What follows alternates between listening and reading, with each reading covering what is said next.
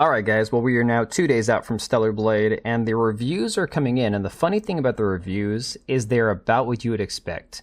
You can see that Packer Girl here has these reviews listed with IGN at the top, with giving Stellar Blade a 7 out of 10.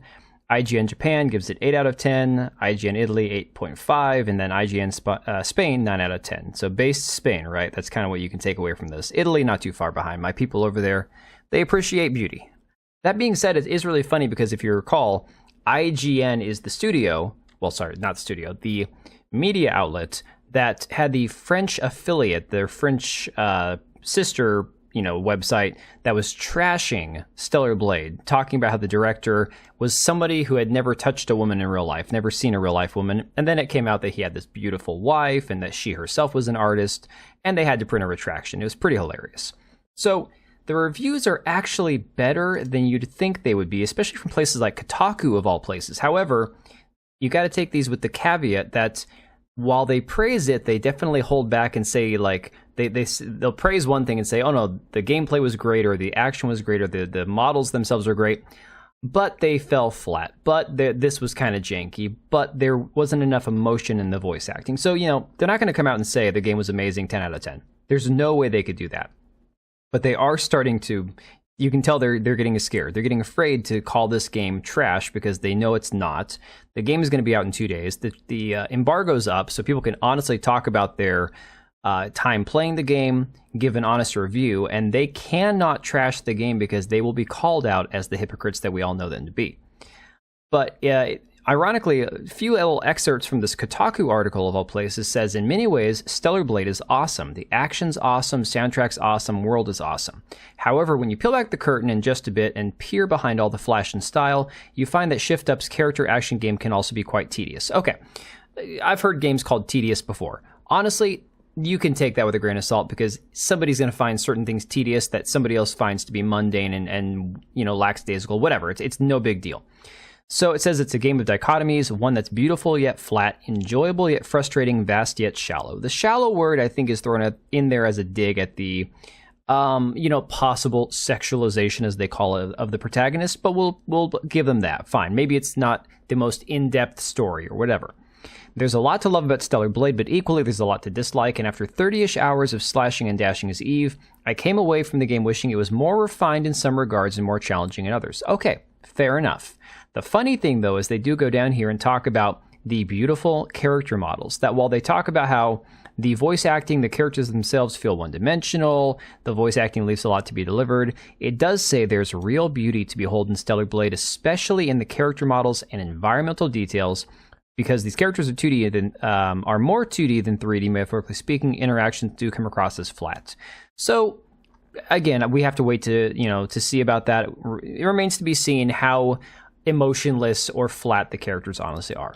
But this is not even the biggest controversy today. The biggest issue today is that this screenshot was shared now that the embargo is up, and this is the weird thing. This is what we're really going to focus on in this video. This hard R graffiti that was here, right? So the R shop has something to do with criminals, and then they just had this stock graffiti sprayed on the wall here that says hard.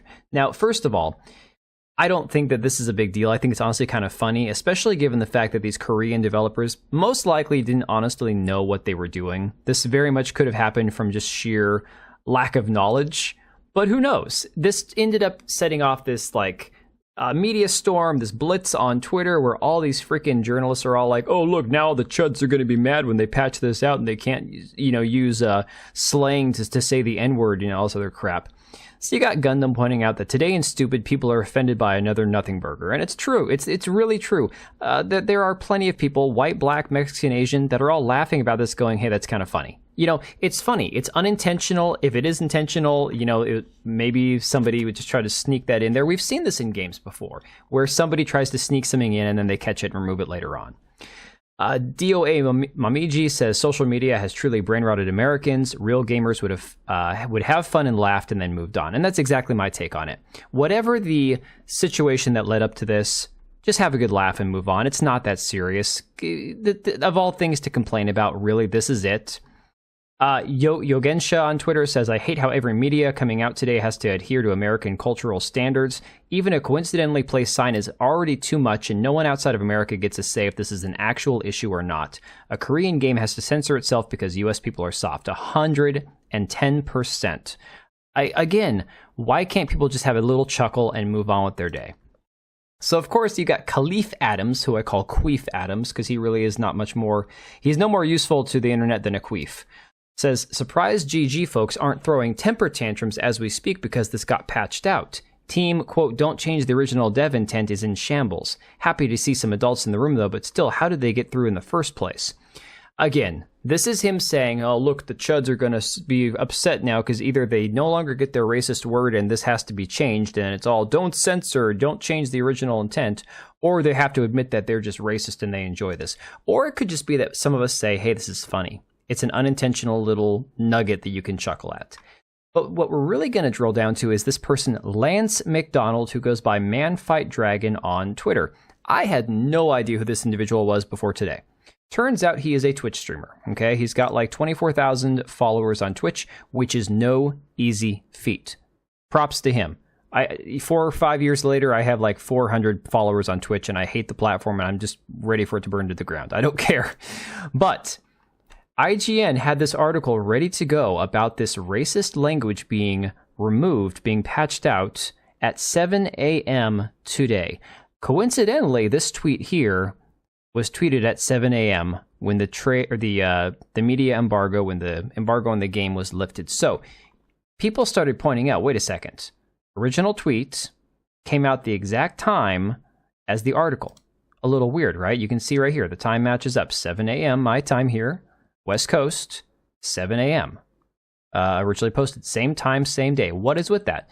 So Grums, of course, and again, there are a lot of people who have different opinions on Grums. I'm not, gonna simp for the guy, but he seems to be doing good work on Twitter. So again, until somebody has concrete evidence that he's doing something wrong, I'm gonna use him as a reliable source for a lot of this information. He says Stellar Blade Hard R controversy was manufactured as a coordinated attack with a question mark. Again, it's not a statement of fact, but it is curious how these things are lining up. He says IGN and Kotaku respond ready with articles including Sony official responses exactly the moment the screenshot was posted by YouTuber ManFightDragon. And that is 100% true. I just showed you that. That is verifiably 100% correct. He says it's impossible for news to get comment and response from Sony in such a short time. Sorry, the dog's barking. This had to have been collusion designed to be posted instant embargo lifted to create fake news and controversy. And of course, he's got this guy here, Lyle, that shared the original screenshot of it. So kudos to this guy, Lyle, on Twitter, Lyle15. And so, of course, he gets into a little bit of a spat with this man, Lance McDonald, who I don't think he pops up down here, but if you go back here, the two of them had conversations on Twitter, and then apparently it went to the DMs, and then ManFightDragon here started making fun of Grums in his Discord channel, which is fine. It's his Discord. He can mock him, whatever. Says, I think I have him muted, in fact, even though he follows them. Then it got really weird, okay? Because Lance McDonald starts going after him, talking about how he's a piss baby and how he's crying back to his safe space and how he got bullied out of Lance McDonald's Discord because everyone knows he's a joke. But ironically, he never really addresses the fact that these articles came out the exact same time that he shared the screenshot. But instead, what he does is he leaks some DMs. Basically says, here's the gist of the outcome of my DMs with Grums, if anyone cares. This weirdo has no effect on me, nor does his bizarre fantasy. If he wants to go on a strange adventure, good for him, but there was no make nice LMAO. He said a bunch of stupid shit, and that's the whole story. So again, man shares screenshots, articles come out the exact same time, Grums calls it out, and this dude calls him a piss baby grifter. So, weird timing. I'm not going to say there's anything concrete here, but I will say that this is getting very strange that the media, all the shills, the people that are ready to run with this story are instantly ready to go the minute the embargo lifts. So you tell me. I mean, does this seem fishy at all? To me, this smells weird. This smells a little funky. Again, I'm not ready to say that it's 100% coordinated, manufactured, but it is very strange that these articles were in place and ready to roll the minute that screenshot was shared. Alright guys, let me know what you think about all this. Make sure to check out Meta PCs, link down below in the comments, and I will check you later. Alright, and if you made it this far, thank you so much for watching the video. Thank you for being here.